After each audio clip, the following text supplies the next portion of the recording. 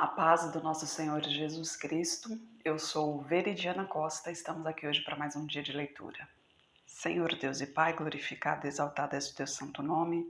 Muito obrigada, Pai, por mais um dia de vida. Agradeço por sua bênção, por sua proteção. Muito obrigada, Pai, pelos teus livramentos. Obrigada, Senhor, pelas dádivas recebidas, Pai. Por favor, nos abençoe nesta leitura, que cada palavra sua, Senhor, seja ensinamento em nossas mentes e em nossos corações, nos inspire e nos direcione sempre a Ti, em nome de Jesus. Lembrando que esse ano estamos fazendo a segunda leitura bíblica, né? Essa é de sequência cronológica, ou seja, de acordo aos acontecimentos. Estamos no segundo livro de Samuel, né? Saul já é falecido, né? E Davi, a gente vê o nascimento dos filhos de Davi. Davi ele foi aclamado ao povo para se tornar rei, ele ainda não foi instituído rei, mas ele foi aclamado ao povo para se tornar rei. Sendo que Deus o escolheu para ser rei em Israel, né? A gente tem que lembrar disso. Deus escolheu Davi para reinar sobre o povo. Mas como tinha Saul ele era um ungido do Senhor, mas não seguia os caminhos que o Senhor ordenara. Então, sendo assim, Deus se retirou da presença de Saul, porque já que Saul não seguia as palavras de Deus, então não tinha o que fazer. Saul fez a sua escolha. Sendo assim, Deus se retirou e um espírito maligno sobreveio a Saul. E esse espírito o atormentava muito. Ele só se acalmava quando Davi tocava a harpa e tocava a mão nele. Mas com o passar do tempo, quando Saul percebeu que Davi era com Deus, que Davi era abençoado por Deus, pois nas guerras Davi vencia e era aclamado pelo povo, né? As cantorias diziam, né, que Davi matara mais filisteus do que a Saul. Então Saul, com aquele espírito imundo nele, começou a tentar contra a vida de Davi. Então fugiu e aí começou a perseguição. Davi teve muitos momentos para matar a Saul, teve Saul em suas mãos, mas em nenhum momento ele tirou a vida de Saul, porque ele sabia que, embora Saul não estava no caminho do Senhor, Saul era um ungido do Senhor. E a palavra de Deus diz: ai daquele que mexer com um de meus ungidos. Né? Então imagina só como seria a vida de Davi se ele tivesse o sangue de um ungido nas mãos dele. E outra que também Davi também sabia que o que estava acontecendo ali era o tormento, né, do demônio ali tentando Saul em todo momento. Tanto que em sua última vez que ele realmente que Davi teve Saul em suas mãos ali, mas não o feriu, Saul realmente reconheceu que Davi era um ungido do Senhor, que Davi seria ali constituído rei. Né? Aí na última batalha, Saul foi morto, ele se matou, né? Ele cometeu suicídio porque ele viu que iria perder para os filisteus e ele não queria que os filisteus matassem ele não queria morrer pela mão dos filisteus, então ele mesmo se matou. Ele pediu para o seu servo fazer isso, mas o seu servo não fez, então ele se lançou na sua própria espada, né? E logo o seu servo também fez o mesmo. E aqui agora no capítulo 3 a gente vê os filhos de Davi nascidos em Hebrom. E houve uma longa guerra entre a casa de Saul e a casa de Davi. Porém, Davi ia se fortalecendo, mas a casa de Saul iam se enfraquecendo. E a Davi nasceram filhos em Hebrom. E foi o seu primogênito Aminon, de Ainoã, a Jezreelita, e seu segundo, Quileabe, de Abigail, mulher de Nabal, o Carmelita.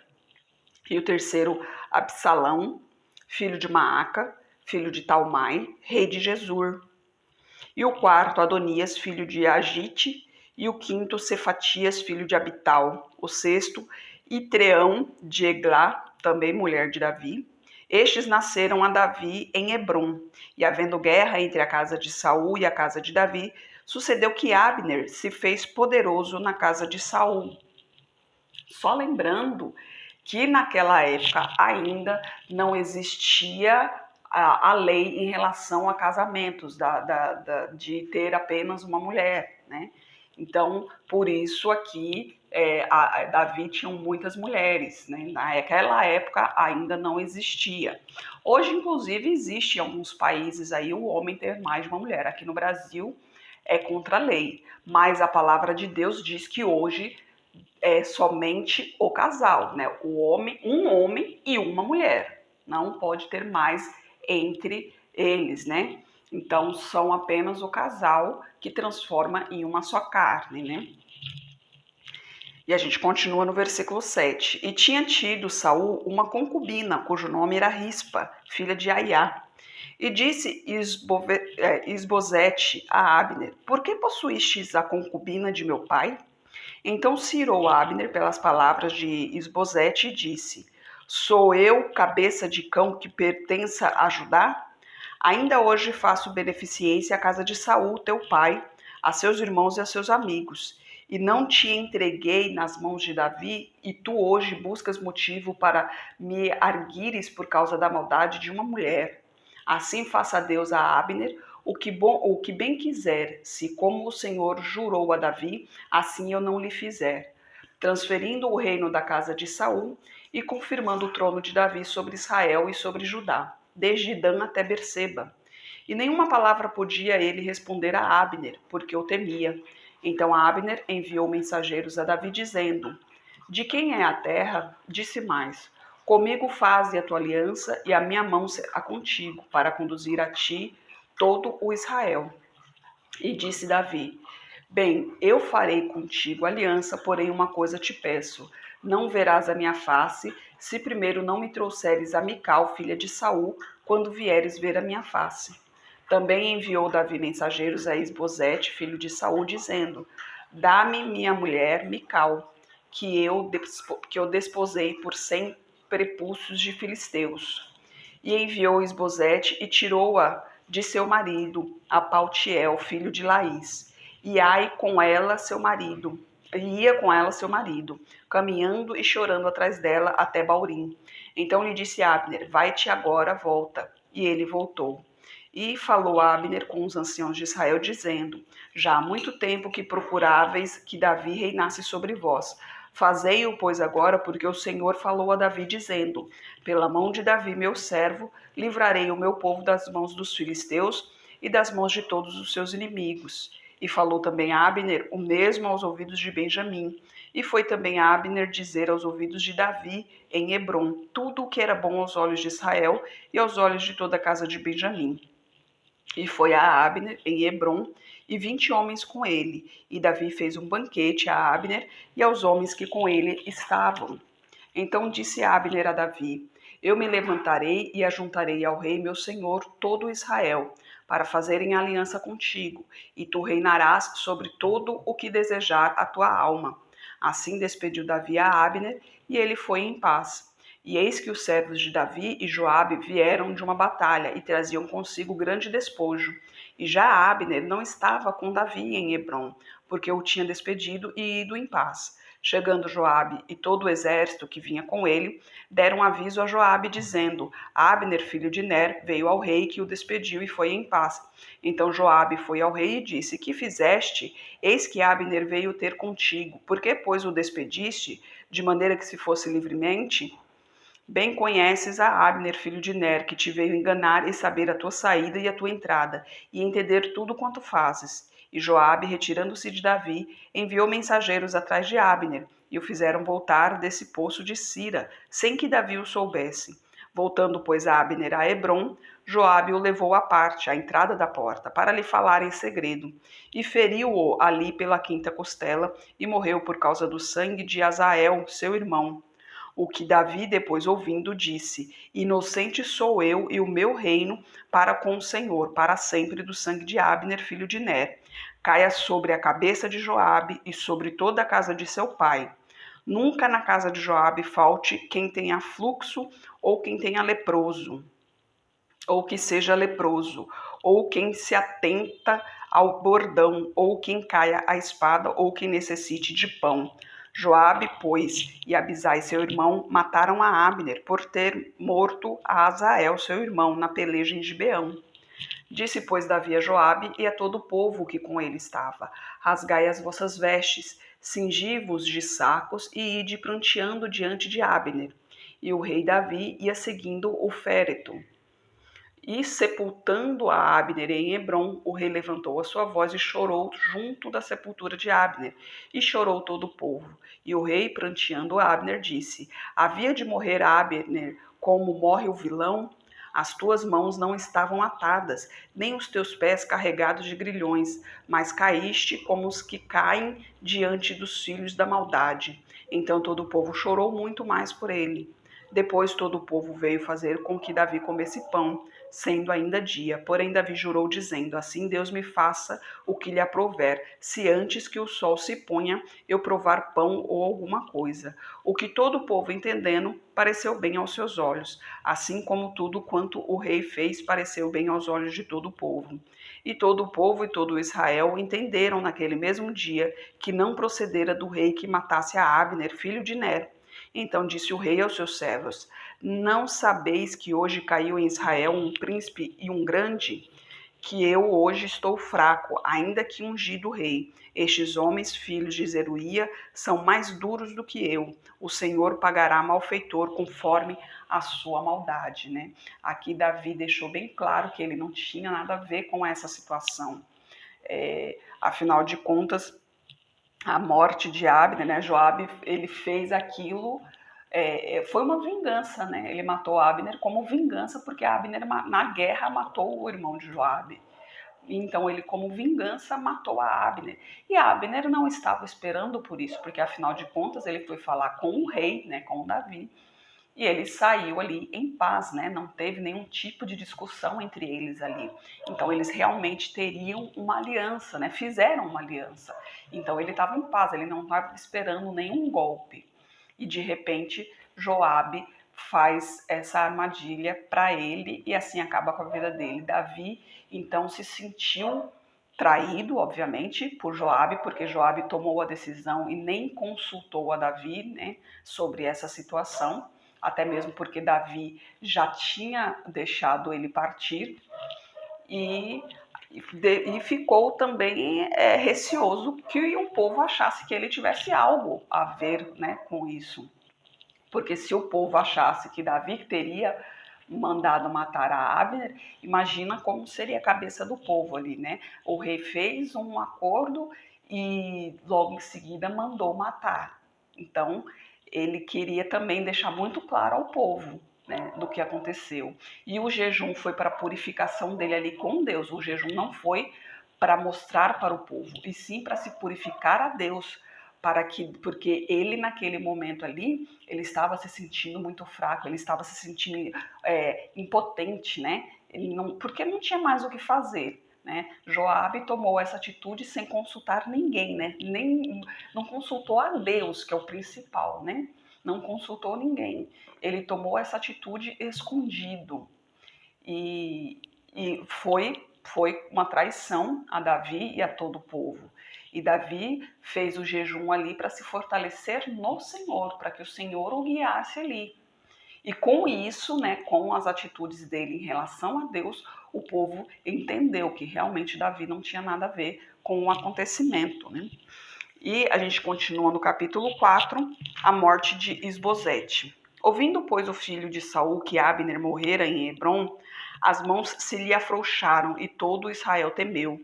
E tinha o filho de Saul 2 homens, capitães de tropas. Era o nome de um Baaná e o nome do outro Recabe, filhos de Rimom, o Beerotita, os filhos de Benjamim, porque também Beerote se reputava de Benjamim. E tinha fugido os Beerotitas para Gitaim, e ali tinha peregrinado até o dia de hoje. E Jonatas, filho de Saul, tinha um filho aleijado de ambos os pés. Era da idade de 5 anos, quando as novas de Saul e Jonatas vieram de Jezreel. E sua ama o tomou e fugiu. E sucedeu que, apressando-se ela em fugir, ele caiu e ficou coxo. E o seu nome era Mefibosete. E foram os filhos de Rimom, o Beerotita, Recabe e Baaná. E entraram em casa de Isbosete no maior calor do dia, estando ele deitado a dormir ao meio-dia. E ali entraram até o meio da casa, como quem busca trigo, e o feriram na quinta costela. E Recabe e Baná, seu irmão, escaparam, porque entraram na sua casa, estando ele na cama deitado no seu quarto. O feriram e o mataram, e cortaram-lhe a cabeça. Então, tomando a sua cabeça, andaram toda a noite caminhando pela planície. E trouxeram a cabeça de Isbosete a Davi, a Hebrom, e disse ao rei: Eis aqui a casa de Isbosete, filho de Saul, teu inimigo, que procurava a tua morte. Assim o Senhor vingou hoje o rei meu senhor, de Saul e da sua descendência. Porém, Davi, respondendo a Recabe e a Baaná, seu irmão, filho de Rimom, o Berotita, disse-lhes: Vive o Senhor que remiu a minha alma de toda a adversidade.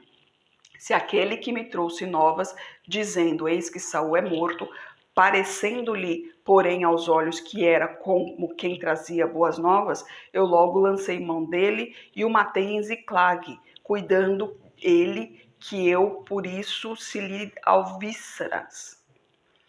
desse alvíceras. Quanto mais a ímpios homens que mataram um homem justo em sua casa, sobre a sua cama. Agora, pois, não requereria eu o seu sangue de vossas mãos e não vos exterminaria da terra? E Davi deu ordem aos seus moços que os matassem, e cortaram-lhe os pés e as mãos e os penduraram sobre o tanque de Hebrom. Tomaram, porém, a cabeça de Isbosete e a sepultaram na sepultura de Abner em Hebrom. Imagina só, né?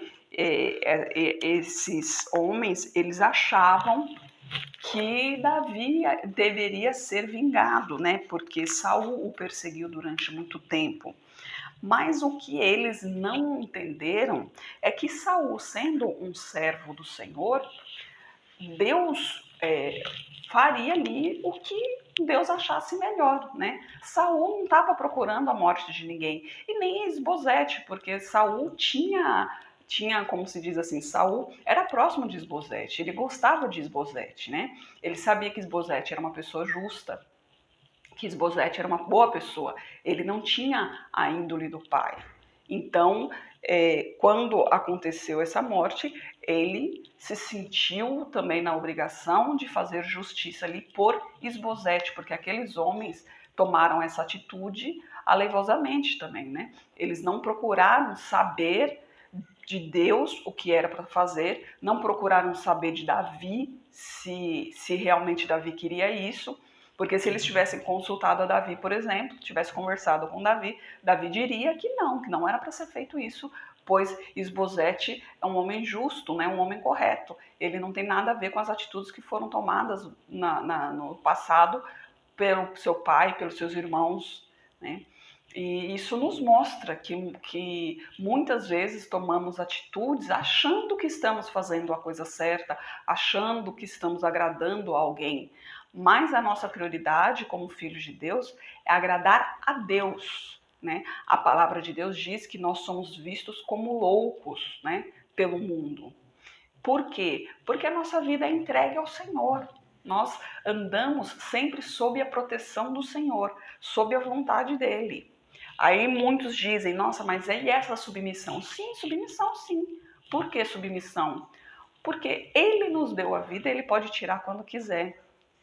E principalmente, ele nos fez uma promessa, né? Ele deu seu filho para nos redimir do pecado. E ele nos fez uma promessa da vida eterna, da salvação. E ele não é homem para quebrar uma promessa. Ele não é homem para mentir em sua palavra.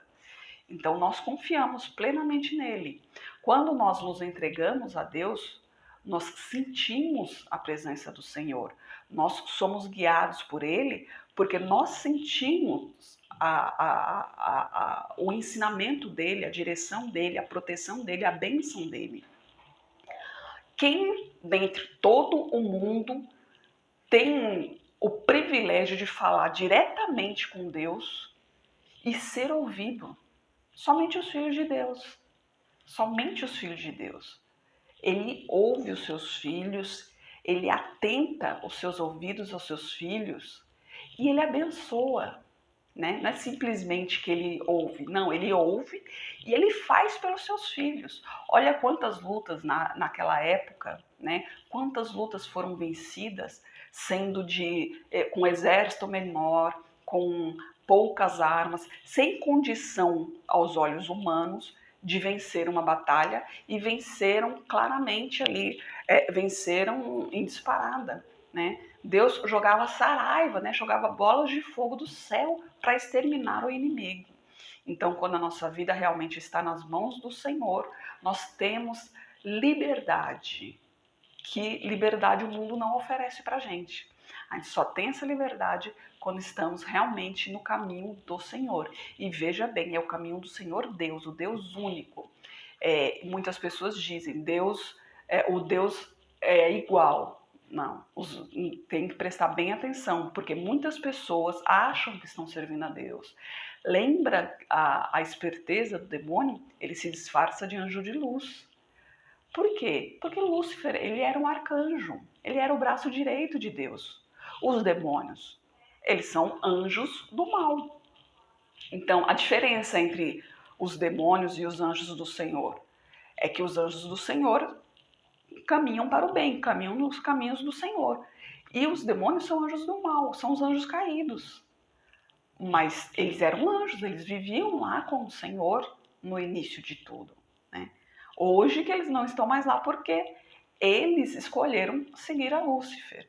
Hoje nós temos a oportunidade de escolher servir a Deus. Quando escolhemos o caminho do Senhor, Ele é fiel conosco o tempo todo. Muitas vezes a gente clama ao Senhor, acha que Ele não está ouvindo, né? Quando a gente não recebe naquele momento que nós esperamos, porque nós somos agitados, né? Nós queremos tudo para ontem. Mas Deus tem o tempo dele. Quando nós realmente nos entregamos na vida do Senhor, quando a gente aprende que essa é a parte mais delicada, né, ao servir ao Senhor, é aprender a confiar no Senhor, é aprender a esperar no Senhor. Quando a gente aprende a esperar no Senhor, aquela preocupação, aquele desespero, aquela agonia já não existe mais, porque a gente sabe que aqueles que andam com o Senhor recebem a vitória. A vitória é garantida. E a gente sabe que isso aqui tudo é passageiro, que um dia isso aqui tudo vai acabar. E a gente vai ter paz e tranquilidade no reino do nosso Senhor. Senhor Deus e Pai, glorificado e exaltado és o teu santo nome. Muito obrigada, Pai, por tua palavra, por tua mensagem, Senhor. Eu peço a Ti, Pai, por essa pessoa que está me ouvindo agora, Pai. Não sei o que está acontecendo em sua vida, não sei o que passa em seus pensamentos, Senhor. Mas o Senhor sabe, Pai, o Senhor sabe de suas necessidades, de suas preocupações, de seus medos, Pai. Manifeste o Teu poder na vida dela, Senhor. Derrama a Tua unção de cura, Pai. Derrama a Tua unção de fortalecimento, Senhor, em nome de Jesus, Pai. Que caia por terra todo o mal, Pai, para a honra e glória do Seu nome, Senhor. Eu peço a Ti por toda a minha parentela, por toda a parentela de meu esposo. Derrama a Tua unção sobre cada um deles, Pai. Proteja-os de todo mal e traga todos para o Seu caminho. Peço a Ti pelos nossos governantes, pelas nossas autoridades, Pai. Que os Teus anjos estejam guiando cada um deles de acordo à Tua vontade. Peço a Ti pelos Teus filhos. Necessitamos de Tua presença, Pai, de Teu conhecimento, de Tua sabedoria, de Teu discernimento, Senhor. Por favor, nos capacite cada vez mais para proclamarmos o Teu Evangelho. É o que eu oro em nome de Jesus. Amém. Que Jesus Cristo esteja em seu coração e que Deus abençoe.